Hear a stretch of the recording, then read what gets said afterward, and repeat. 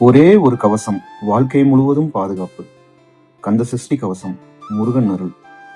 இந்த உலகில் பயம் வந்தால், தடைகள் சூழ்ந்தால், மனம் தளர்ந்தால், ஒரே ஒரு நாமம் நம்மை மீட்டெடுக்கும். ஓம் சரவணபவ. அந்த நாமத்தின் உயிரே முருகப்பெருமான்.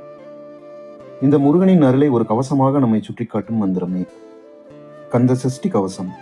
கந்தன் என்றால் ஞானத்தின் உச்சம், சஷ்டி என்றால் தீமையை அளித்த நாள், கவசம் என்றால் பாதுகாப்பு. அதனால் கந்த சஷ்டி கவசம் ஒரு பாடல் அல்ல, ஒரு அருள் ஆயுதம். இந்த கவசத்தை நாம் உச்சரிக்கும் போது முருகனின் வேல் நம் முன்னால் நிற்கும். அவர் மயில் நம் பயத்தை மிதிக்கும்.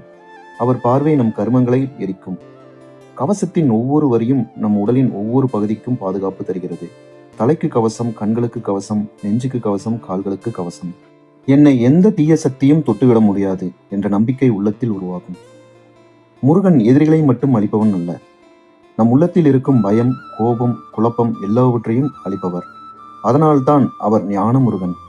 நீங்கள் வாழ்க்கையில் தடைப்பட்டிருக்கிறீர்களா? தொழில் நின்று விட்டதா? திருமணம் தாமதமா?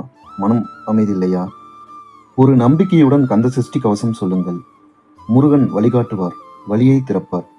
அவர் கையில் இருக்கும் வேல் ஒரு ஆயுதம் அல்ல, அது அறிவு, அது நேர்மை, அது உண்மை.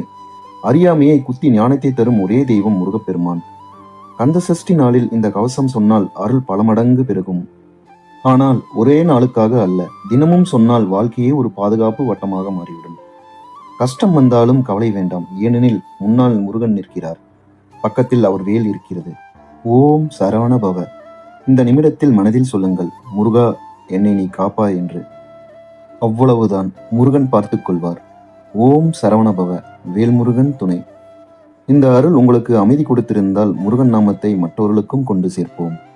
ஓம் சரவண பவ.